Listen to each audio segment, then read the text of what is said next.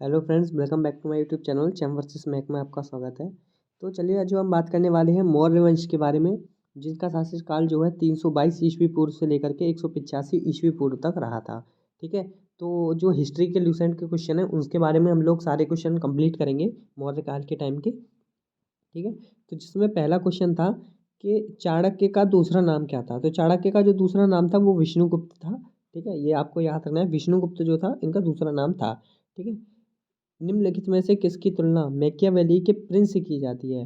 तो मैकियावेली के प्रिंस की जो तुलना है वो कौटिल्य के जो अर्थशास्त्र का जो कौटिल्य हैं, जिन्होंने अर्थशास्त्र की खोज की थी, है ना, इकोनॉमिक्स की, उनसे की जाती है। तो ये आपको याद रखना है। ठीक है, और तीसरे नंबर क्वेश्चन है, वह शासक कौन था जिसने राज सिंहासन पर बैठने के लिए अपने बड़े भाई की हत्या कर दी थी।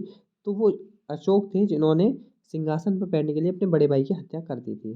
क्लियर। तो अगला क्वेश्चन है कि सम्राट अशोक की वह पत्नी कौन सी थी जिसने उसको प्रभावित किया था। तो कारुवा की जो उसकी पत्नी थी, उसने उनको ज़्यादा प्रभावित किया था। ठीक है, अशोक की। ठीक है, और अशोक ने ही अपने भाई की हत्या करके सिंहासन को हड़प लिया। अशोक ने अपने सभी अभिलेखों को एक रूपता से किस प्राकृत का प्रयोग किया। तो वो अर्धमागधी जो है अभिलेख, उससे जो है उसको डिनोट किया था। बिंदुसार ने विद्रोहियों को कुचलने के लिए अशोक को कहाँ भेजा गया था। तो तक्षशिला में भेजा था अशोक को। किसने? बिंदुसार ने। ठीक है, अब अगले क्वेश्चन की बात करते हैं। तो अगला क्वेश्चन है, निम्नलिखित में से कौन सा व्यक्ति वह व्यक्ति कौन सा है जिसका नाम देवान प्रियदर्शी भी है। देवान प्रियदर्शी जो है अशोक का ही नाम है। तो ये चीज़ आपको याद रखनी है, ये सारे क्वेश्चन पूछे जाते हैं रेलवे के क्वेश्चन में। ठीक है, देवान प्रियदर्शी जो है वो अशोक का ही नाम है दूसरा। राजवंश कौन कौन सा सबसे प्राचीनतम राजवंश है। तो मौर्य राजवंश जो सबसे पुराना राजवंश है। कौटिल्य चाणक्य किसका प्रधानमंत्री था। तो वो चंद्रगुप्त मौर्य का जो है प्रधानमंत्री था। ठीक है, अगले क्वेश्चन की बात करते हैं। कलिंग विजय के उपरांत अशोक महान ने निम्नलिखित में से किस धर्म को अंगीकार कर लिया था। तो बौद्ध धर्म को उन्होंने अंगीकार कर लिया था, जो कि अशोक के टाइम पे तृतीय संगति जो हुई थी वो अशोक के टाइम पे ही हुई थी। ठीक है, चंद्रगुप्त के शासक विस्तार में किसने मुख्य रूप से मदद की थी। तो चाणक्य ने चंद्रगुप्त के टाइम पे मदद की थी। ठीक है, तो ये चीज़ आपको याद रखनी है। सांची जो है, सांची किस कला व मूर्ति कला को निरूपित करता है। तो मैंने आपको पहले भी बताया है कि बौद्ध धर्म को जो है निरूपित करता है। ठीक है, अगले क्वेश्चन की बात कर लेते हैं। देखिए अगला क्वेश्चन जो है वो है, प्राचीन भारत का वह प्रसिद्ध शासक कौन सा था जिसने अपने जीवन में अंतिम दिनों में जैन धर्म को अपनाया। तो चंद्रगुप्त मौर्य जो था, उन्होंने अपने लास्ट टाइम पे जो है जैन धर्म को अपना लिया था। ठीक है, मौर्य साम्राज्य की स्थापना किसने की। चंद्रगुप्त मौर्य ने की। ठीक है, मौर्य साम्राज्य, ये क्वेश्चन बहुत पूछा जाता है रेलवे में, देखिए आरआरबी इलाहाबाद में आया है। मौर्य साम्राज्य में प्रचलित मुद्रा कौन सी थी। तो पर्ण जो है मुद्रा थी। ये क्वेश्चन भी इंपॉर्टेंट है। मौर्य वंश का शासक कौन सा नहीं है। तो वो अजात शत्रु है। ठीक है, चंद्रगुप्त मौर्य, अशोक और बिंदुसार, ये तीनों के तीनों जो हैं मौर्य वंश के जो है शासक रहे हैं, लेकिन अजात शत्रु नहीं था। ठीक है, अशोक का उत्तरदायित्व किसने किया, कौन था। कुणाल जो था उनका उत्तरदायित्व था। ठीक है, मुद्रा राक्षस का अभिलेख निम्न में से कौन किसने किया। तो वो विशाखदत्त जो है उन्होंने किया था मुद्रा राक्षस का। ठीक है, विशाखदत्त जो कि जिन्होंने मुद्रा राक्षस का अभिलेख भी किया था, उन्होंने लेखन किया था कि प्राचीन भारतीय नाटक मुद्रा राक्षस की विषय वस्तु, इसकी विषय वस्तु क्या थी। इसकी विषय वस्तु थी चंद्रगुप्त मौर्य के समय में राज दरबार की दुर्भिक्षिधियों के बारे में पता लगाना। ठीक है, तो वो मुद्रा राक्षस के बारे में ये था। ठीक है, या इसका जो है टाइटल था एक तरीके से। अगले क्वेश्चन की बात करते हैं। मालवा, गुजरात एवं महाराष्ट्र किस शासक ने पहली बार जीते। तो चंद्रगुप्त मौर्य जो है उन्होंने पहली बार में ही मालवा, गुजरात और महाराष्ट्र को जीत लिया था। ठीक है, किसने सहिष्णुता, उदारता और करुणा के त्रिविध आधार के बारे में बताया था। तो अशोक ने इस चीज़ के बारे में कहा था, सहिष्णुता, उदारता और करुणा। ठीक है, तीनों चीज़ के बारे में अशोक ने कहा था। किस शहर में अशोक के शिलालेख नहीं है। तो पाटलिपुत्र में नहीं है, बाकी गिरनार, कंधार और टोपरा दोनों जगह पर हैं। पाटलिपुत्र यानी कि सॉरी, वहाँ पे पटना में नहीं है। ठीक है, अर्थशास्त्र का लेखक कौन है। चंद्रगुप्त का। अर्थशास्त्र का लेखक समकालीन था। अर्थशास्त्र का जो लेखक था कौन था। चाणक्य था। चाणक्य जो है किसके समकालीन था। चंद्रगुप्त, चंद्रगुप्त मौर्य के जो है समकालीन में था। ठीक है, तो ये देखिए मैंने आपको ये क्वेश्चन जो है पहले भी बता चुका हूँ कि जो ये अर्थशास्त्र जो है, अर्थशास्त्र के लेखक कौन है। तो मैंने अर्थशास्त्र के लेखक देखिए आपको यहाँ पे बताया था। एक मिनट में आपको दिखा देता हूँ। एक सेकंड। देखिए नहीं, इसमें तो देखिए दिख नहीं रहा अभी। ठीक है, मैं आपको दोबारा बता दूंगा। ये जो देखिए अर्थशास्त्र के जो लेखक थे वो चाणक्य। अगले क्वेश्चन की बात करते हैं। नंद वंश के पश्चात मगध पर किसने राज्य किया? मौर्य वंश ने राज्य किया था। ठीक है, मौर्य काल में शिक्षा का सर्वाधिक प्रसिद्ध कौन था? तो तक्षशिला जो था प्रसिद्ध क्षेत्र था। कौन सा? तक्षशिला।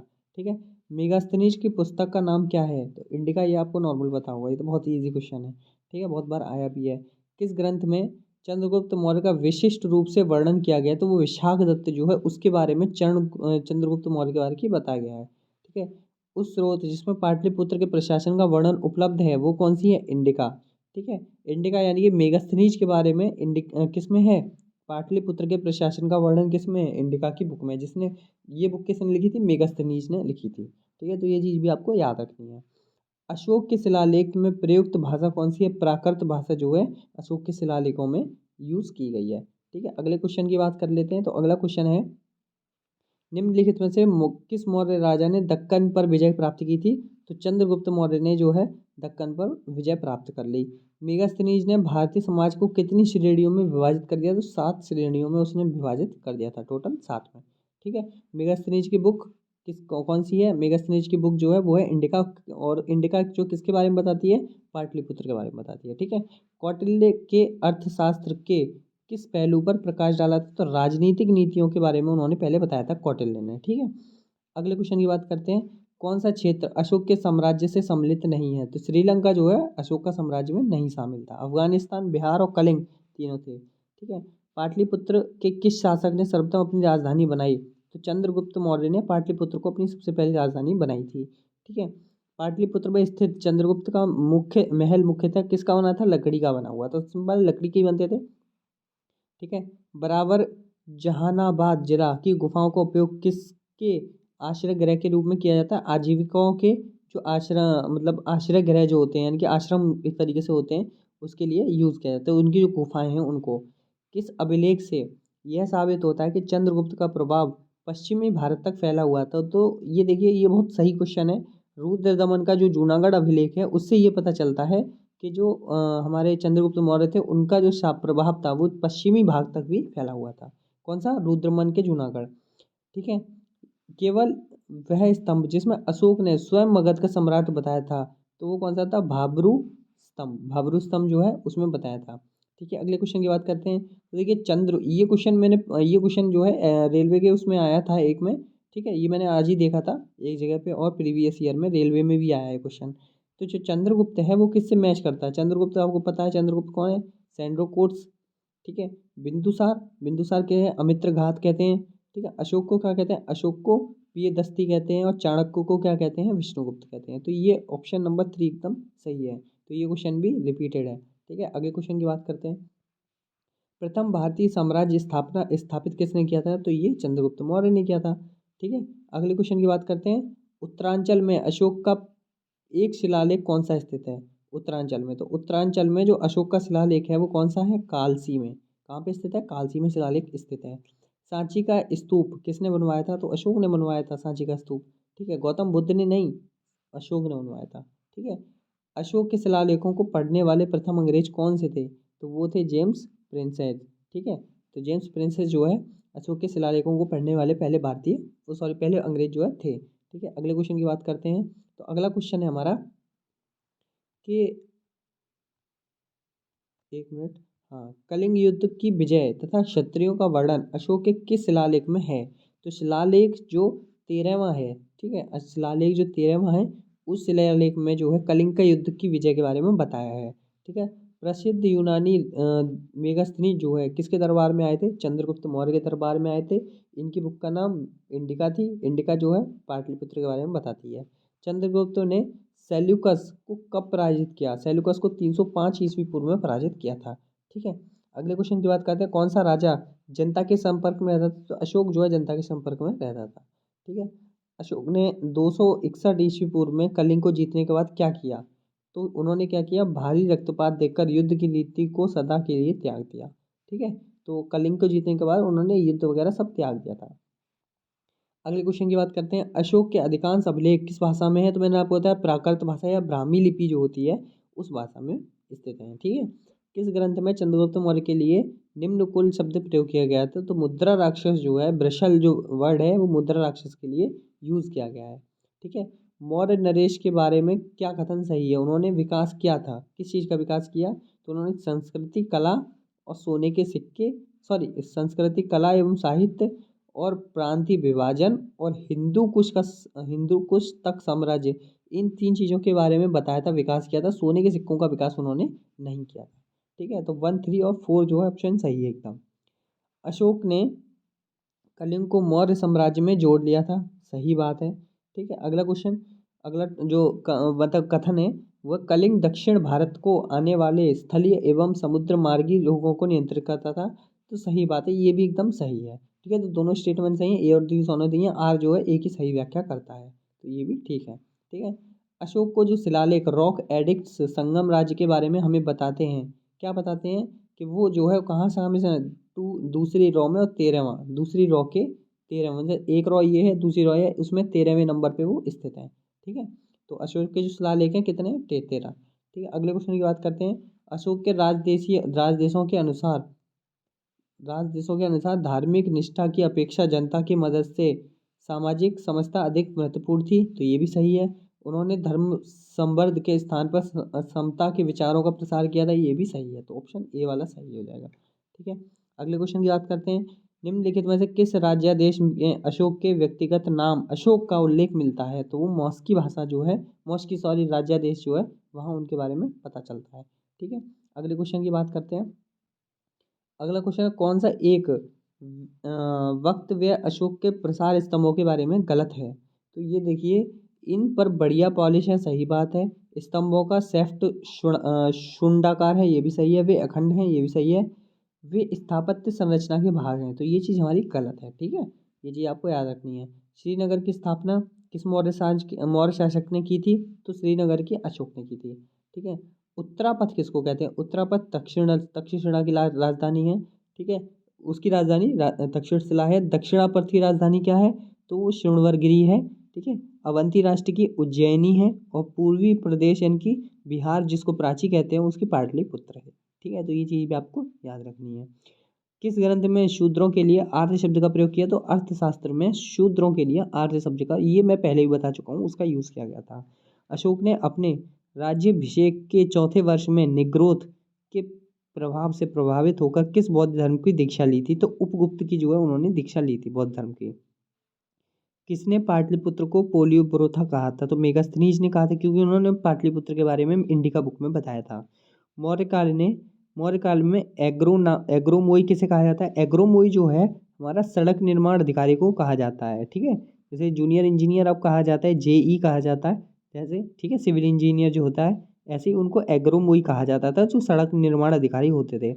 मौर्य काल के गुप्तचरों का क्या कहा जाता है? तो गूढ़ पुरुष जो है मौर्य काल के गुप्तचरों को कहा जाता है। ठीक है।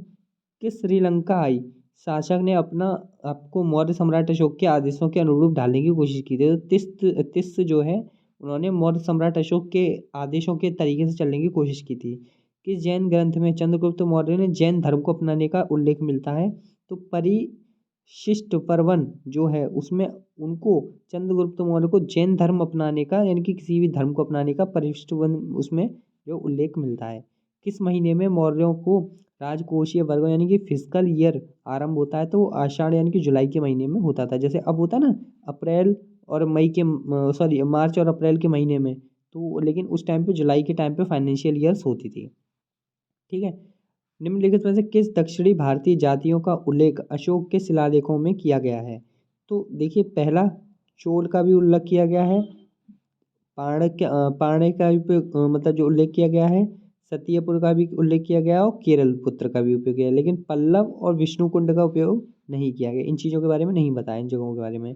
अशोक के बारे में जानने के लिए सबसे महत्वपूर्ण स्रोत क्या है? शिलालेख ही है उसके। ठीक है। अशोक के काल में कौन सी लिपि दक्षिण भारत की प्रवृत्ति हुई थी?